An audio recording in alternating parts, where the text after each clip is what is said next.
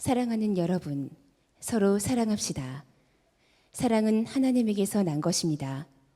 사랑하는 사람은 다 하나님에게서 났고 하나님을 압니다. 사랑하지 않는 사람은 하나님을 알지 못합니다. 하나님은 사랑이시기 때문입니다. 하나님의 사랑이 우리에게 이렇게 드러났으니 곧 하나님이 자기 외아들을 세상에 보내주셔서 우리로 하여금 그로 말미암아 살게 해주신 것입니다. 사랑은 이 사실에 있으니 곧 우리가 하나님을 사랑한 것이 아니라 하나님이 우리를 사랑하셔서 자기 아들을 보내어 우리의 죄를 위하여 화목제물이 되게 하신 것입니다. 사랑하는 여러분, 하나님께서 이렇게까지 우리를 사랑하셨으니 우리도 서로 사랑해야 합니다. 지금까지 하나님을 본 사람은 없습니다. 그러나 우리가 서로 사랑하면 하나님이 우리 가운데 계시고 또 하나님의 사랑이 우리 가운데서 완성된 것입니다. 하나님이 우리에게 자기 영을 나누어 주셨습니다. 이것으로 우리가 하나님 안에 있고 또 하나님이 우리 안에 계시다는 것을 우리는 압니다.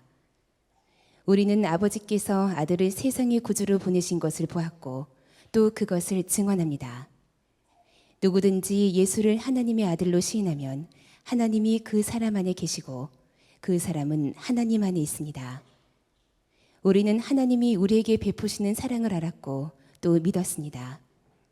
하나님은 사랑이십니다. 사랑 안에 있는 사람은 하나님 안에 있고 하나님도 그 사람 안에 계십니다. 이스라엘 선교사님 한 분이 그런 이야기를 하셨어요. 이스라엘 안에 놀라운 복음의 역사가 일어나고 있다고 하시면서 이스라엘에는 세 부류의 기독교인이 있답니다. 유대인 기독교인, 또 아랍인 기독교인, 그리고 외국인 기독교인들이 있는데 그 유대인 기독교인들이 부흥이 되고 있다는 겁니다. 그래서 로마서에 사도 바울이 예언한 것처럼 복음이 다시 유대인에게로 돌아가는 일이 일어나고 있다고 지금 흥분하는 분들이 많습니다. 유대인들이 예수님을 믿고 구원받는 역사들이 많이 일어나고 유대인 교회가 또 많이 세워지고 있다는 거죠. 그런데 그 선교사님이 그러면서도 여전히 아직 기도해야 될 때구나라고 생각이 드는 것이 있다는 거예요. 그것은 유대인 기독교인들과 아랍인 기독교인 또 외국인 기독교인들의 진정한 하나됨이 이루어지고 있지 않는 것 때문에 마음이 안타까워하셨어요. 그래서 유대인들이 예수를 믿는다는 것만 가지고는 아직도 하나님의 역사가 온전히 이루어졌다고 하기가 어렵잖아요. 저는 옳다고 생각합니다. 진정한 구원의 역사는 단순히 예수 믿는 사람이 많아지는 데만 있는 게 아니고 그들이 정말 사랑하는가에 달려 있는 거예요. 여러분, 우리 선한목자교회가 교인 수가 많아지는 것으로 인해서 부흥이 일어나고 있고 또 하나님이 이 교회에 복을 주셨다고 말들을 합니다. 아마 예배드리는 여러분들도 느끼실 거죠. 그러나 저는 그건 아직도 진정한 기준이라고 보기가 어렵습니다. 교인이 많은 걸로 따지면 그런 사례는 많습니다.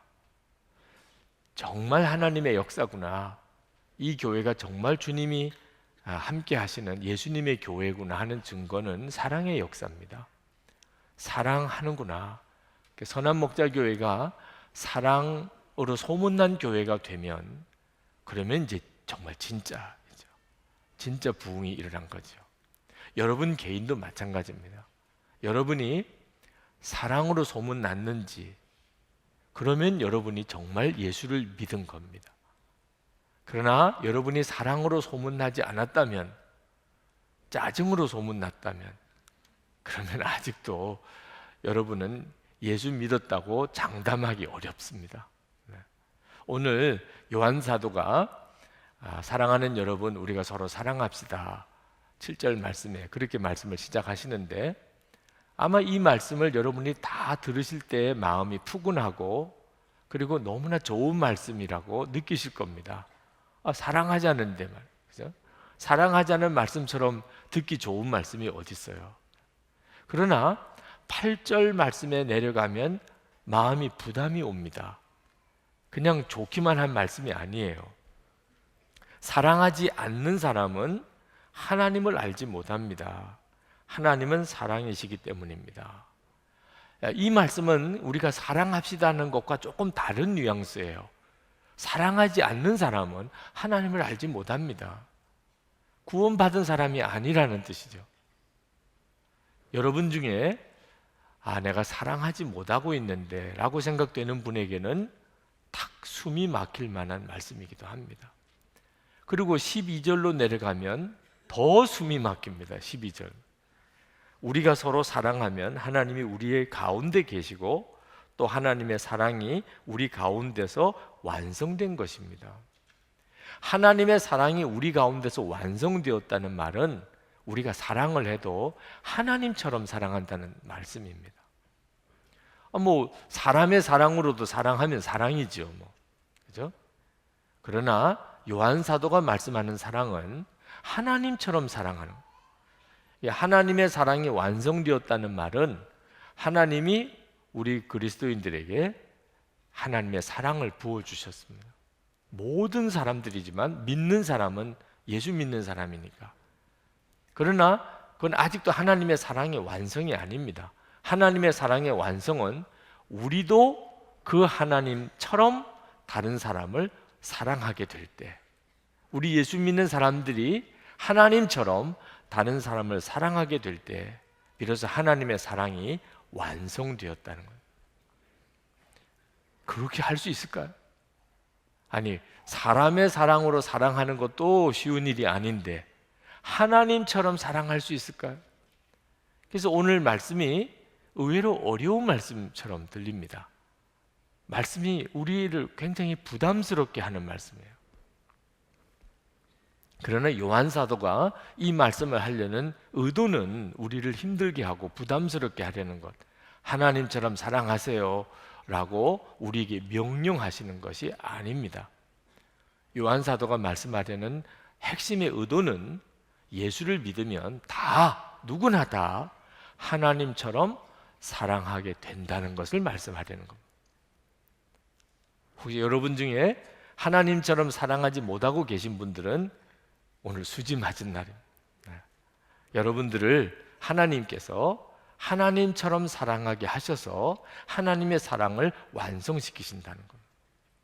여러분들이 그렇게 사랑하게 된다는 거죠. 여러분들은 그럴 준비만 하고 계시면 됩니다.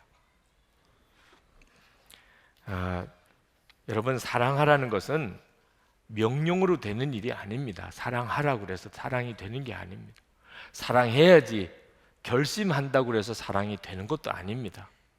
사랑은 되어져야 되는 거예요. 그냥 사랑이 되어져야 되는 거지 결심해서 되는 것도 아니고 명령해서 되는 것도 아닙니다.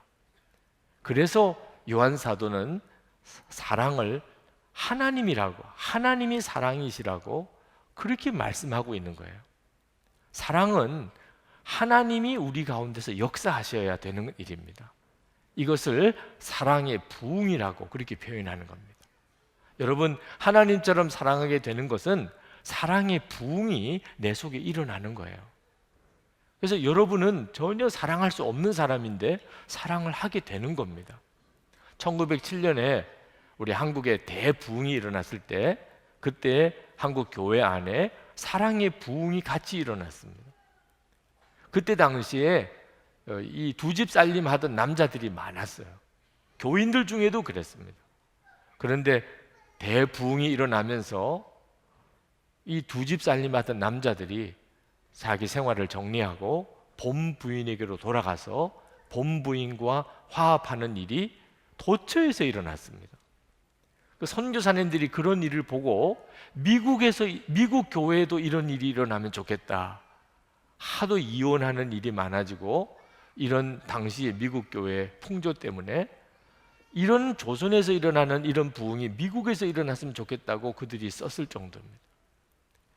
아주 믿었고 신뢰했던 하인이 공개적으로 내가 주인의 돈을 가로채고 내가 이렇게 부정한 일을 했다는 고백을 하고 그런 하인을 또 그 주인과 가족들이 용서해서 받아들이는 일이 교회 안에서 예배 드리면서 일어났어요.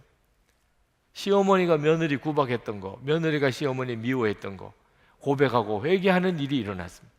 어느 부인이 예배 중에 설교 끝나고 간증을 하겠다고 나와요. 간음한 이야기를 하는 거예요.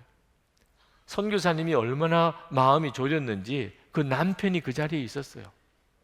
자기가 간음했던 죄를 회개하고 자리에 들어가서 울고 있는데 그 남편이 그 자기 아내에게 앞에 가서 그리고 무릎을 꿇고 기도하고는 그 아내를 용서하겠다고 끌어안고 교회가 다 그 내외를 향하여 박수를 치고 이랬던 일들이 그때 당시에 일어나고 있었음을 이 조나단 고우포스 선교사님이 그 당시에 중국과 한국을 오고 가면서 선교하셨던 분인데 본인의 책 속에서 그 일화들을 쭉 기록을 했습니다. 사랑이 부흥인 거예요. 성령의 역사가 임하고 부흥이 일어나면 사랑의 부흥이 함께 옵니다. 여러분, 성령을 체험하고 방언도 하고 예언도 하고 각양 능력도 행사하는 일들이 벌어지게 될 때 이것이 진짜 하나님이 하신 일인지 아닌지는 그 드러나는 기적과 같은 일들, 여러 은사들을 보고 아는 게 아니고 사랑을 보고 분별하는 겁니다. 결국은 그래서 그 사람이 사랑의 사람이 되었다면 그러면 그건 정말 성령님의 역사예요. 그러나 그것 때문에 교만해지고 그것 때문에 남을 비판하고 그것 때문에 욕심을 부리고 그러면 그건 하나님의 성령의 역사가 아닌 겁니다. 16절 말씀에 사랑 안에 있는 사람은 하나님 안에 있고 하나님도 그 사람 안에 계십니다. 사랑으로 아는 거예요. 이게 진짜 하나님의 역사인지. 진정한 사랑은 하나님에게서 오는 겁니다. 우리에게 있지 않아요. 9절 10절 말씀에 하나님의 사랑이 우리에게 이렇게 드러났으니 자기 아들을 보내어 우리의 죄를 위하여 화목제물이 되게 하신 것입니다. 도대체 사랑이 뭐지요? 사랑이 도대체 뭘 사랑이라고 하는 거죠? 하나님께서 지옥에 갈 수밖에 없는 죄인인 우리를 구원하여서 하나님 자녀 삼으시려고 당신의 독생자를 우리를 위해 대신 보내셔서 십자가에 죽게 하신, 이게 사랑이라는 거예요. 그러니 여러분, 사랑한다면 이렇게 사랑해야 사랑한다고 말하는 거죠. 이 사랑은 하나님으로부터 온 겁니다. 그래서 우리가 사랑이 뭔지를 알게 된 거예요. 이런 사랑을 불같은 사랑이라고 표현하는 겁니다. 아니, 지옥에 갈 수밖에 없는 우리를 구원하려고 당신의 독생자를 죽게 하신 이런 사랑이 진짜 불과 같은 사랑이죠. 그런 사랑을 우리가 받고서 이제 우리가 사랑을 알게 된 겁니다. 여러분 중에 이런 사랑을 하지 못하는 사람, 원수를 용서하고 오히려 사랑하는 이런 사랑을 나는 하지 못하고 있다고 생각하는 사람은 여러분 자신이 그런 불과 같은 사랑을 경험을 못하고 있기 때문입니다. 사람이 나빠서 그런 게 아닙니다. 본래 사람은 나쁜 거예요. 이기적이고 자기중심적이고 사람은 본래 그렇습니다. 여러분이 예수를 믿어도 이런 사랑을 못한다면 이유는 하나밖에 없습니다. 여러분 자신이 그런 사랑을 못 받은 거예요. 여러분이 그런 사랑을 경험을 못하니까 여러분도 그렇게 사랑을 못하는 거죠. 그래서 여러분이 알아야 됩니다. 십자가의 복음, 하나님의 사랑을 들어서 아는 게 사랑을 체험한 게 아니라는 거예요. 여러분들은 다 예수님의 십자가의 복음을 적어도 여러 번 들으셨을 거예요. 하나님이 죄인인 우리를 사랑하셔서 예수 그리스도 독생자를 보내주시고 십자가에 죽게 하시고 우리를 구원해 주셨다. 아니, 귀에 못이 박도록 들었잖아요. 하나님은 우리를 엄청나게 사랑하셔서 그렇게 하셨다. 다 들어 아시잖아요. 그런데 나는 다른 사람을 사랑을 못해요. 그 말은 들어서 아는 거지 실제로는 아직도 그 하나님의 불과 같은 사랑을 여러분이 경험을 못한 겁니다. 여러분, 음식을 하나 먹어도 뜨거운 음식을 이렇게 먹으면 그냥 사람이 견디지 못해서 이 사람이 뜨거운 거 먹었구나 하는 걸 알 수 있잖아요. 불과 같은 하나님의 사랑을 내가 내 속에 받았다면, 그렇다면 주위 사람들이 다 압니다. 그 사람 속에서 드러나는 하나님의 사랑 때문에 저 사람이 진짜 예수를 믿는구나, 저 사람 속에 하나님의 불같은 사랑이 임했구나 하는 걸 알게 돼 있어요. 어떤 분이 하나님의 사랑은 이처럼 폭포수 같은 사랑이라고 했더니 아주 거부감을 표시하더라. 목사님, 그런 사랑이 진짜 있습니까? 하늘 아래 진짜 폭포수 같은 하나님의 사랑이 부어지는 일이 진짜 있습니까? 나는 못 믿겠습니다. 나는 그런 사랑을 경험해 본 적이 없습니다. 하나님의 사랑이 폭포수같이 부어진다면 말만 하지 말고 한번 느끼게 해주세요.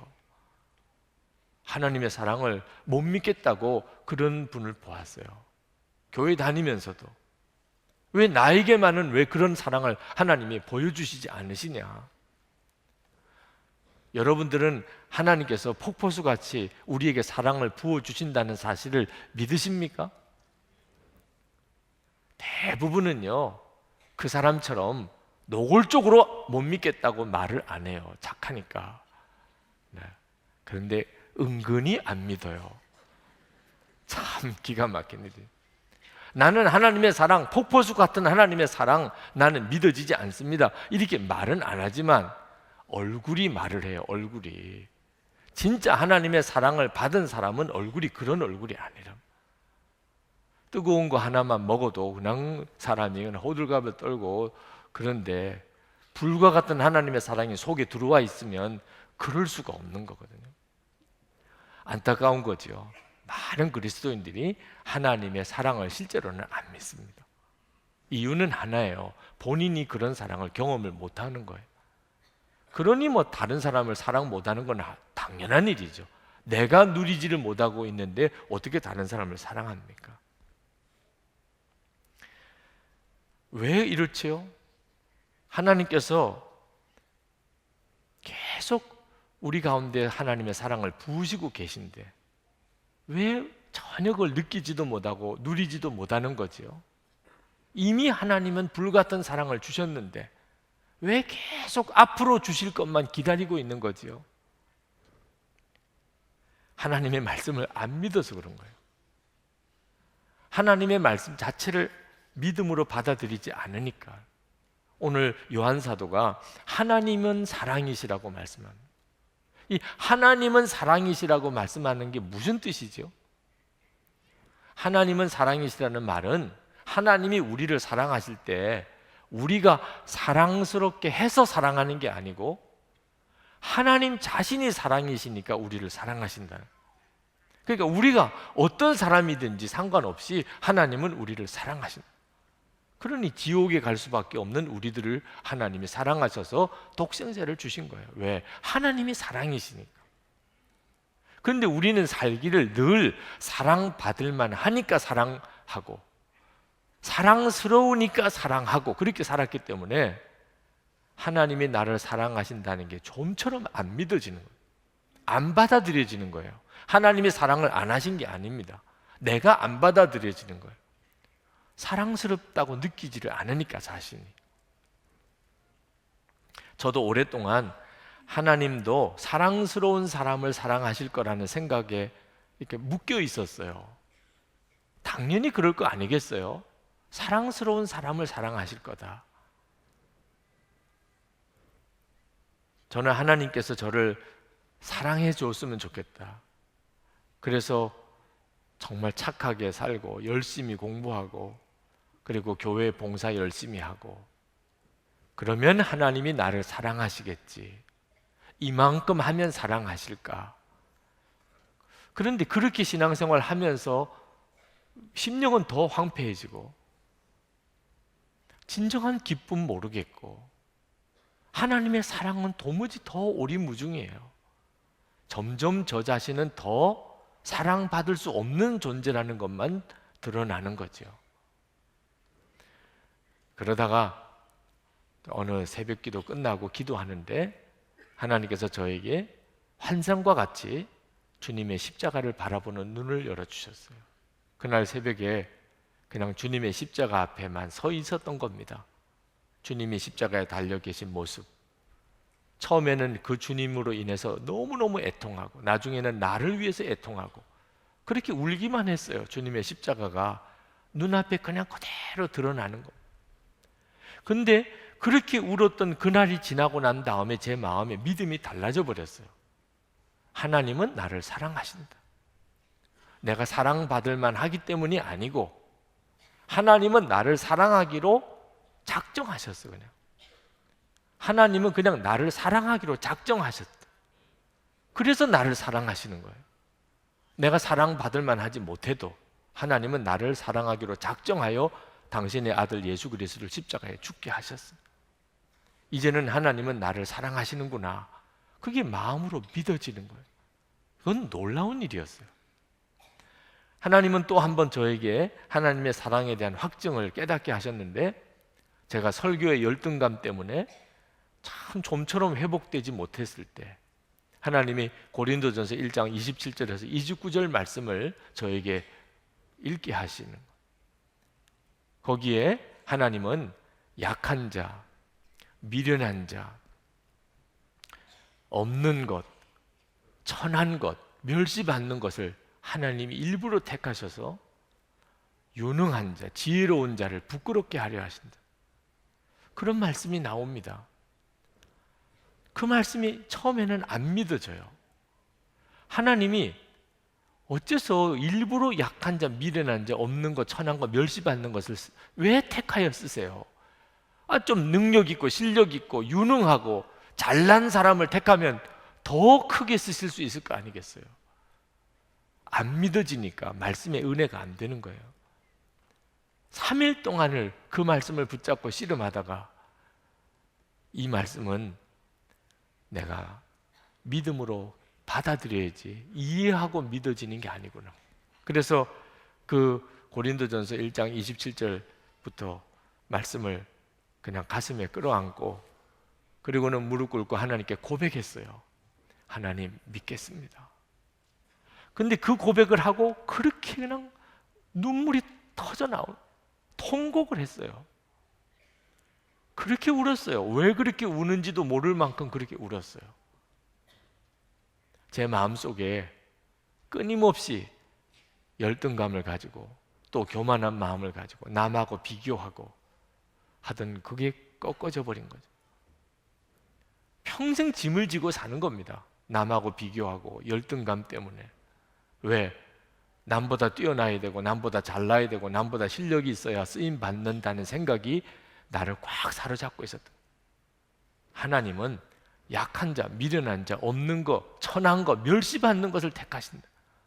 이걸 믿고 나니까 내 마음속에 있는 묶임이 다 풀어져 버렸어요. 그리고 제 삶이 달라져 버렸어요. 제 삶도 제 목회도 다 달라져 버렸어요. 하나님은 정말 나를 사랑하신다 하는 확신이 드는 거죠. 여러분, 아무리 말씀을 많이 읽어도 안 믿으면 소용이 없어요. 들어서 아는 게 믿는 게 아니라니까요. 여러분, 하나님의 사랑을 그렇게 받으면서도 왜 나는 하나님의 사랑의 불을 경험하지 못할까? 여러분이 진짜 말씀을 믿는지를 돌아봐야 됩니다. 십자가 복음을 그렇게 수없이 들어도 여러분이 정말 마음으로 안 받아들이면 그것은 여러분에게는 아무런 능력이 안 됩니다. 십자가 복음 안에 하나님의 사랑의 메시지가 담겨져 있어요. 그것으로 사실은 충분합니다. 그런데 하나님이 우리가 좀처럼 안 믿으니까, 십자가의 복음을 듣고도 안 믿으니까 우리에게 믿도록 더 놀라운 역사를 행해 주셨어요. 그것은 사랑의 하나님, 그분이 우리 속에 들어오신 거예요. 우리 속에 사랑의 하나님이 우리 속에 그냥 들어와 버리신 겁니다. 우리를 위해서 십자가에 죽으셨을 뿐만 아니고 사랑의 불이신 그분이 우리 속에 들어오셨으니 어떻게 이제는 안 믿을 수가 있겠어요? 우리 속에 불이 들어와 버렸는데. 12절 13절 말씀, 지금까지 하나님을 본 사람은 없습니다. 그러나 우리가 서로 사랑하면 하나님이 우리 가운데 계시고 또 하나님의 사랑이 우리 가운데서 완성된 것입니다. 13절, 하나님이 우리에게 자기 영을 나누어 주셨습니다. 이것으로 우리가 하나님 안에 있고 또 하나님이 우리 안에 계시다는 것을 우리는 압니다. 여러분이 예수님을 주님이라고 고백하면 이미 하나님은 여러분 안에 들어오신 거예요. 하나님의 영이 우리 속에 들어오신 거예요. 하나님의 영이 우리 속에 들어와서 우리와 같이 계시니 우리가 하나님의 사랑을 알게 되는 거거든요. 하나님의 사랑을 누리게 되는 것이거든요. 우리 안에 오셔서 우리와 늘 같이 계시니까. 어느 형제가 어떤 자매를 좋아했는데 도무지 자매가 형제에게 마음을 안 여는 겁니다. 프로포즈를 해도 받아주지를 않아요. 상담을 했더니 10번째가 안 넘어가는 나무가 없다. 아, 그렇구나. 그래서 매일 사랑의 편지를 그 자매에게 써서 보냈습니다. 그런데도 자매가 마음을 안 열어요. 좌절이 왔다가 더 마음에 굳게 결심하고 이제는 하루에 3번씩 사랑의 편지를 아침, 점심, 저녁으로 써서 보냅니다. 그랬더니 결국은 그 자매가 감동을 받아서 결혼을 하게 됐는데 편지를 전달해 준 사람하고 결혼을 했어요. 여러분, 이 비밀을 이해하시겠습니까? 네, 매일 만나고 하루에 3번씩 만나요. 편지 전해주러 온 사람. 그러다가 눈이 맞은 거죠. 네. 여러분, 늘 만난다는 거, 이게 사랑에 있어서는 결정적인 겁니다. 하나님께서 내 안에 오셨어요. 그런데도 어떻게 하나님의 사랑, 불같은 하나님의 사랑을 경험하고 누리지 못하지요? 우리가 주님을 바라봄의 문제가 있기 때문에. 24시간 예수님을 바라보시라고 하는 것은 그 까닭입니다. 우리 주님이 우리 속에까지 들어오셨는데, 우리를 위해서 십자가에 죽으셨을 뿐만 아니고 우리 속에까지도 들어오셨는데도 아직도 하나님의 사랑을 경험을 못해요. 폭포수 같은 하나님의 사랑이 있으면 진짜 나에게 좀 느끼게 해줘 봐요. 왜 그렇지요? 여러분이 여러분 자신을 한번 돌아보세요. 주님 바라봄의 문제가 있는 것입니다. 정말 예수님이 내 안에 오셨다는 사실을 믿고 주님을 바라봄의 문제가 있는 거예요. 예수님이 우리 속에 오시면 반드시 사랑의 사람이 됩니다. 사랑해야 된다가 아니고 사랑의 사람이 돼요. 요한사도 자신이 증인이에요. 이 요한일서를 쓴 요한사도 복음서에 나오는 요한, 예수님의 제자 요한은 사랑의 사람이 아닙니다. 그는 예수님의 사랑을 독차지하려고 끊임없이 예수님의 사랑을 갈망하던 사람이긴 했어요. 그러나 그가 사랑이 많은 사람은 아닙니다. 그는 우레의 아들이라는 별명이 있어요. 한성질 하는 사람. 대단히 무서운, 성질이 대단한 사람이었어요. 그랬던 요한이 요한서신에 보면, 요한복음이나 요한서신을 읽어보면 그가 계속 사랑을 이야기합니다. 사랑의 사도가 됐어요. 무슨 일이 벌어졌죠? 요한이 사랑하려고 결심을 해서 그렇습니까? 요한이 사랑의 훈련을 받았기 때문에 그렇습니까? 제자였을 때는, 예수님의 제자였을 때는 예수님이 요한 바깥에 있었어요. 예수님이 아무리 요한에게 사랑에 대한 말씀을 주셔도 요한은 안 변했습니다. 그런데 성령을 받고 예수님 그분이 요한에게 들어왔어요. 예수님은 이제 요한 안에 계세요. 그리고는 뒤집어진 거예요. 예수님이 사랑의 주님이시니 요한 사도도 사랑의 사도가 된 겁니다. 예수님께서 여러분 안에 계시다는 것은 엄청난 일이에요. 여러분의 삶을 완전히 뒤집어 놓는 분이십니다. 여러분, 사랑은 하나님이 우리에게 주시는 선물이에요. 예수를 믿으면 사랑하며 살게 되는 겁니다. 그러니까 여러분이 만약에 사랑이 없다면 이건 회개할 제목이 아니고 기도해야 될 제목이에요. 하나님, 저에게 사랑을 주세요. 제가 어디 멀리 여행을 갔다가 집에 오면 저희 딸들이 선물을 가져왔나 하고 기다려요. 그래서 제가 선물을 안 꺼내 놓으면 이제 가방을 뒤집니다. 뭐 잊어버리고 이야기를 안 하시나, 그래서 무슨 선물 사왔나 이렇게 뒤져요. 여러분, 딸이 아빠가 어디 멀리 여행을 갔다가 왔는데 선물을 안 가져왔어요. 그러면 회개합니까? 주여 용서해 주옵소서 이렇게 합니까? 아니면 선물 혹시 없으세요? 이렇게 물어봅니까? 선물은 구하는 거지 선물이 없다고 회개할 문제가 아닙니다. 그러니 여러분, 지금 현재 여러분에게 사랑이 없다면 그것은 여러분이 회개할 제목이 아니고 구해야 될 제목이라는 사실을 분명하게 아셔야 돼요. 고린도전서 12장 31절에 너희는 더욱 큰 은사를 사모하라. 내가 또한 제일 좋은 길을 너에게 보이리라. 이게 지금 사랑을 이야기하는 거거든요. 더욱 큰 은사를 사모하라, 구하라는 거예요. 여러분, 사랑이 없다면 사랑이 없다고 괴로워하고 그것 때문에 회개하고 지금도 사랑해야 되겠다고 결심하고 결단하고 그렇게 하는 게 아니고, 사랑이 없다면 하나님 저에게 사랑을 주세요. 사랑을 주셔야 된다고 주님이 주시겠다고 하셨고, 예수님 자신이 사랑이시니, 하나님이 사랑이시니 제가 사랑하게 해주세요. 이 기도를 해야 될 제목이랍니다. 여러분에게 지금쯤 한번 묻습니다. 여러분, 여러분의 인생 가운데 뭐가 가장 중요하세요? 고민이 되시는 분들은 참 답답합니다. 돈인가? 건강인가? 성공인가? 아이들이 대학 가는 건가? 애들이 시집장가 잘 가는 건가? 아니, 아직도 그렇습니까? 그러니 여러분들 가운데 사랑의 열매가 안 맺어지는 거예요. 여러분들이 아직도 마음에 사랑이 제일이라고 이렇게 여기지를 않는 겁니다. 여러분에게 무엇이 가장 중요합니까? 사랑이지요, 사랑. 이렇게 되면 당연히 사랑을 구하게 됩니다.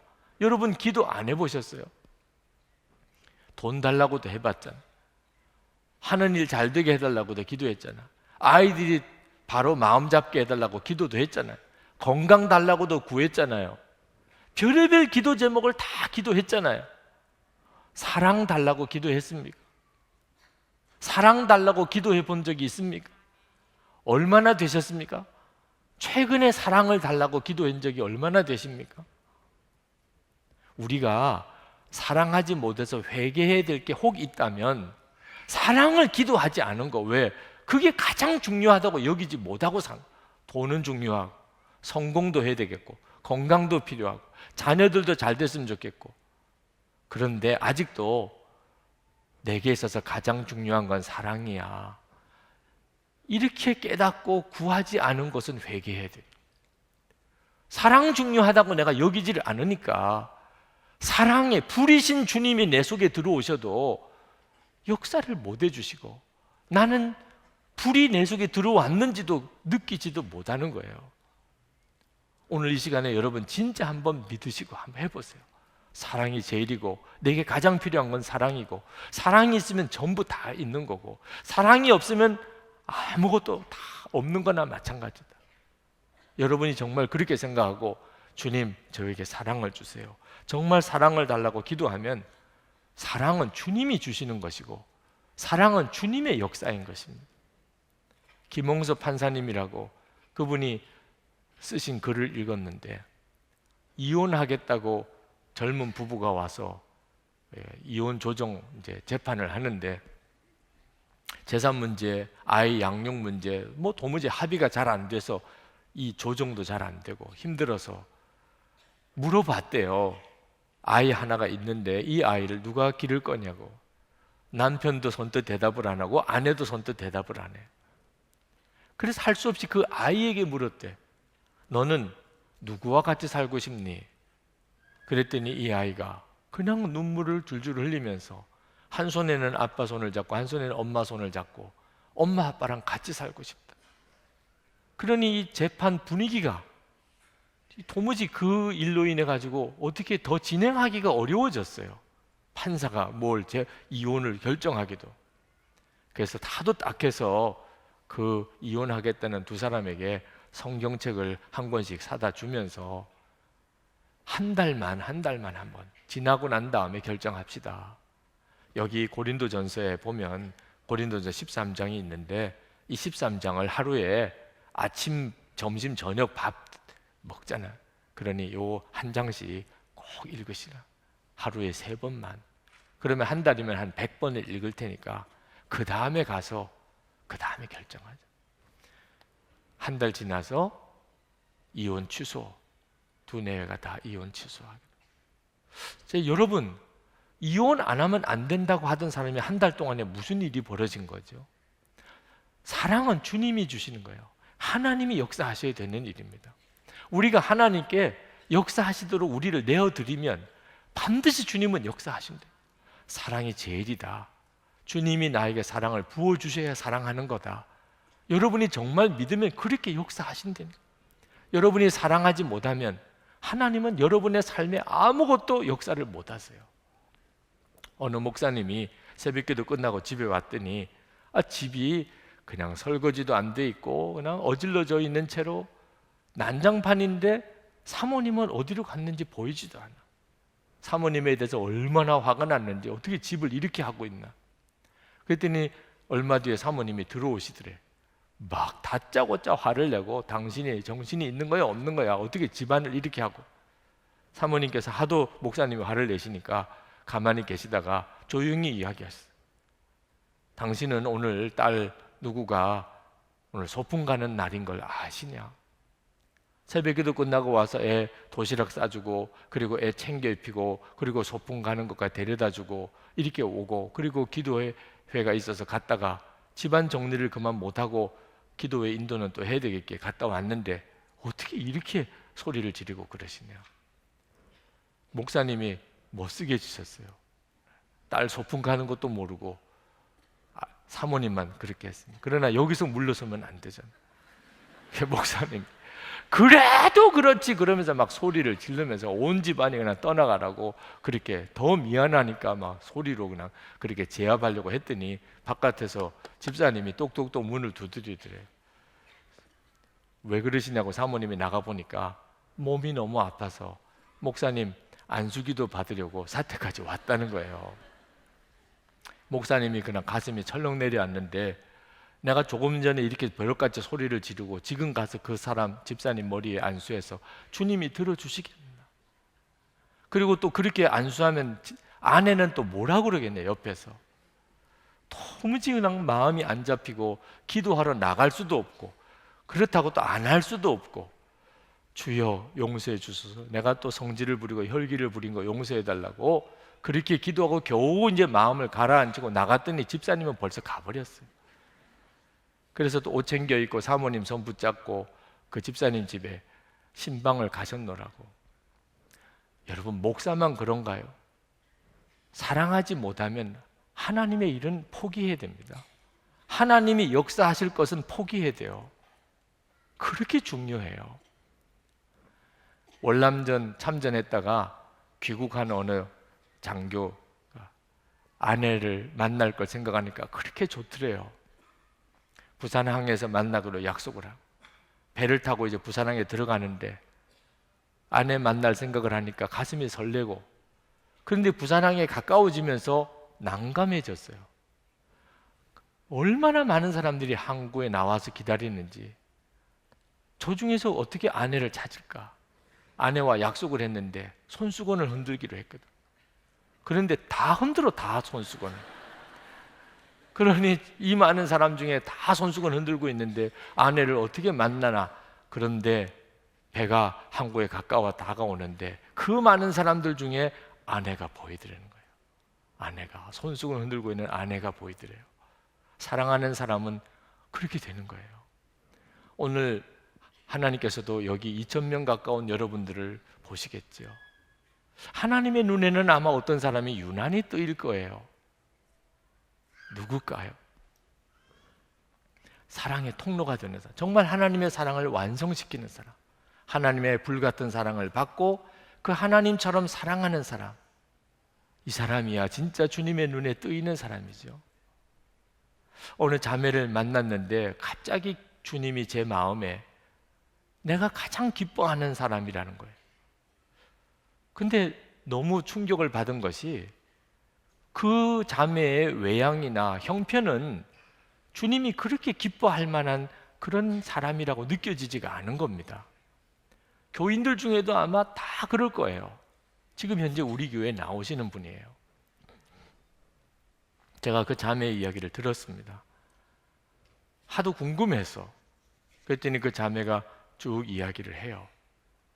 제가 그 자매를 왜 하나님이 기뻐하신다고 하셨는지를 알겠더라고요. 그 자매는 굉장히 어려운 형편에 있어요. 굉장히 어렵게 태어났어요. 그런데 그것 때문에 그 자매 안에 얼마나 어려운 이들을 향한 긍휼함이 많은지를 깜짝 놀랐어요. 그 어려운 사람들을 향한 눈물이 그렇게 많아요. 하나님이 왜 이 자매를 그렇게 기쁘다고 하셨는지. 여러분, 하나님의 눈을 여러분이 붙잡는 비결은 간단합니다. 그 하나님의 사랑을 흘려보내는 통로가 되는 거예요. 여러분이 하나님의 사랑, 그것을 여러분이 흘려보내는 통로로서만 쓰임 받는 겁니다. 이 시간에 우리 기도합시다. 하나님, 제가 정말 하나님의 사랑을 누리고 그 사랑의 통로가 되길 원합니다. 그저 오직 그것을 위해서 제가 살기 원합니다. 주님, 저를 들어 쓰시고 또 저를 통해 역사해 주옵소서. 제가 오직 주님만 바라봅니다. 우리 기도합시다. 은혜와 사랑이 충만하신 아버지 하나님, 놀라우신 하나님의 은혜와 놀라운 하나님의 사랑을 감사를 드립니다. 하나님, 이 시간에 주의 은혜를 사랑하는 성도들에게 부어주소서. 주여 역사해 주소서. 성도들의 마음의 깊은 곳에 주의 말씀과 함께 성령의 역사를 더하여 주시옵소서. 사모하며 갈급한 마음의 심령을 주님이 축복하시고 주님 받아주시고 하나님의 놀라우신 은혜로 인도하여 주시기를 원합니다. 아버지 하나님, 하나님의 손에 부탁합니다. 주님, 이 시간에 주님께서 하나님 부르셨으니 주님이 친히 책임져 주시고 하나님 마음의 심령에 하나님의 불과 같은 사랑을 하나님 부으시고 누리게 하시고 하나님 주님의 사랑을 경험하게 하시고 사랑을 전하는 통로로 써주시기 원합니다. 가정에서 하나님, 교우들 사이에 모든 이웃들에게 만나는 모든 사람들에게 하나님의 사랑의 증인, 사랑의 통로, 하나님처럼 사랑하게 하여 주시옵소서. 감사합니다. 아버지 하나님, 주님이 계획하신 일을 이루소서. 오늘도 주님, 저희들을 주님께로 인도하시고 부르시고 그리고 우리에게 불과 같은 하나님의 사랑을 부어주시고 경험하게 하시고 누리게 하시고 하나님, 우리 마음에 묶인 것을 다 푸시고 세상을 담대하게 살아가는 자로 우리를 세우시고 그리고 우리가 하나님처럼 사랑하게 하시려는 하나님의 그 놀라운 계획을 이루소서. 주님을 사모하며 은혜를 갈망하며 하나님 말씀을 아멘으로 받는 모든 성도들에게 이 시간에 주의 말씀과 성령의 역사를 더하여 주시옵소서. 하나님, 2014년 이제부터의 우리의 남은 생에 하나님 사랑의 축복의 통로로 쓰여지기 원합니다. 그래서 하나님이 우리 안에 계신 것을 우리가 알게 하시고 우리 안에 계시기에 우리를 통해 하나님의 사랑이 온전히 완성되어지게 하여 주옵소서. 오늘도 예배하고 주님을 찬양하며 우리의 정성스러운 헌금을 주님께 봉헌해 드립니다. 하나님, 이 예배를 받아주시고 그리고 헌금하는 성도들을 축복해 주소서. 저들이 하나님의 기뻐하시는 자의 삶을 살게 하소서. 하나님, 생명의 복음을 전하며 하나님의 사랑을 증거하며 또 하나님의 말씀대로 사는 자들이 되게 하여 주시옵소서. 감사에 감사가 넘치는 삶이 풍성하여 축복의 통로가 되게 하소서. 병든 이들을 고쳐주소서. 오늘 주님, 가정을 회복시켜 주소서. 사명을 감당할 하나님의 능력을 주시고 그리고 기업의 복을 더하여 주소서. 이 사회가 성도와 교회로 인하여 하나가 되게 하시고 이 민족이 하나가 되어 복음이 땅끝까지 주의 백성들에게 전해지되 먼저는 북한에 있는 우리 동포들에게 증거되게 하시고 전 세계 열방에 있는 핍박당하는 모든 나라와 교회 그 위에 주님이 함께해 주시기를 원합니다. 선교사님들을 축복하소서. 하나님의 손에 사로잡아 주옵소서. 주 예수 그리스도 이름으로 간절히 기도합나이다. 아멘.